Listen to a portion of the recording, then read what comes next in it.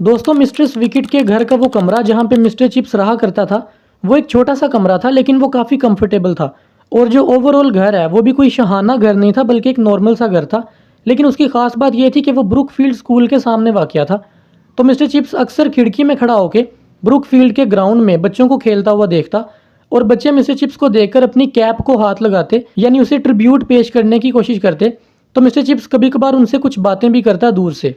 जब भी Brookfield school में हर साल एक नया बैच आता बच्चों का, तो मिस्टर चिप्स उन बच्चों को अपने घर में इनवाइट करता, उन्हें चाय पे बुलाता और उनके साथ बातें करता, और वॉलनट केक हमेशा ऑर्डर किया करता था। तो मिस्टर चिप्स जो था वो उन बच्चों को ट्रीट देने के लिए ये सब चीज़ें ऑर्डर करता, उनके साथ चाय पीता, बातें करता, और इसके साथ साथ वो बच्चों से ये भी पूछता कि उनके घर कहाँ पे हैं और क्या उनका कोई कनेक्शन है ब्रुकफील्ड में या नहीं। एक बच्चे ने बताया कि उसके अंकल जो हैं कोलिंगवुड, वो मिस्टर चिप्स से पढ़े हुए हैं। तो मिस्टर चिप्स को वो याद आ गया बच्चा कोलिंगवुड, जिसे मिस्टर चिप्स ने एक बार डांटा भी था स्कूल की दीवार फैलांगने की वजह से। जब बच्चों के साथ बात करते करते 1 घंटा गुजर जाता, तो मिस्टर चिप्स उन्हें अच्छे तरीके से गुड बाय कहता और घर के बाहर तक उन्हें छोड़ने आता, और फिर आकर कहता कि तुम स्कूल तक रेस लगाओ, देखते हैं कौन जीतता है। बच्चों के जाने के बाद जब मिस्ट्रेस विकेट कमरे में आती चीज़ें उठाने के लिए, तो मिस्टर चिप्स मिस्ट्रेस विकेट को बताता कि उसने बच्चों से क्या बातें की, और उसने ये भी बताया कि एक बच्चे के अंकल जो थे कोलिंगवुड, वो ब्रुकफील्ड में पढ़ते थे मिस्टर चिप्स के पास। तो मिस्टर चिप्स जो है वो याद करवाने की कोशिश करता है मिस्ट्रेस विकेट को कि क्या तुम्हें याद है इस बच्चे का।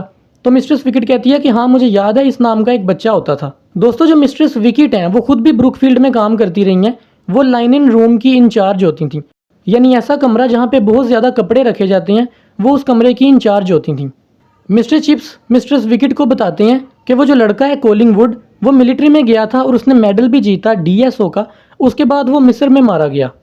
दोस्तों, मिस्टर चिप्स की लाइफ काफ़ी सिंपल थी। मिस्ट्रेस विकेट के वो घर में रहता था और उसे कोई परेशानी नहीं थी। उसकी पेंशन आती थी और उसकी पेंशन उसके लिए काफ़ी होती। और इसके अलावा उसने अपने कमरे में बहुत सारी किताबें रखी होती, जिसमें क्लासिकल फिलोसफीज़, हिस्ट्री और इसके अलावा डिटेक्टिव नॉवेल्स भी थे, जिसे वो बहुत शौक से पढ़ता था।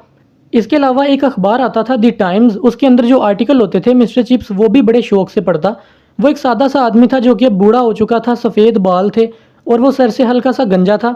बस वो चाय पीता, बैठा रहता, विजिटर्स आते उससे मिलने, उनसे मिलता और अपने गुजरे हुए वक्त को याद करता रहता। दोस्तों, लोग उससे अक्सर बैचलर कहते। बैचलर एक ऐसे लड़के को कहा जाता है जिसने कभी शादी ना की हो, लेकिन ऐसा नहीं था। मिस्टर चिप्स ने शादी की थी, लेकिन उसकी शादी को इतना ज़्यादा वक्त हो चुका था कि अब लोग भूल चुके थे उसकी बीवी के बारे में, क्योंकि वो ऑलरेडी डेड हो चुकी थी। इस चैप्टर से रिलेटेड कुछ इंपॉर्टेंट क्वेश्चंस मैं स्क्रीन पे दिखाऊंगा, आप रोक कर या स्क्रीनशॉट लेकर आराम से पढ़ लें। तो चलें शुरू करते हैं।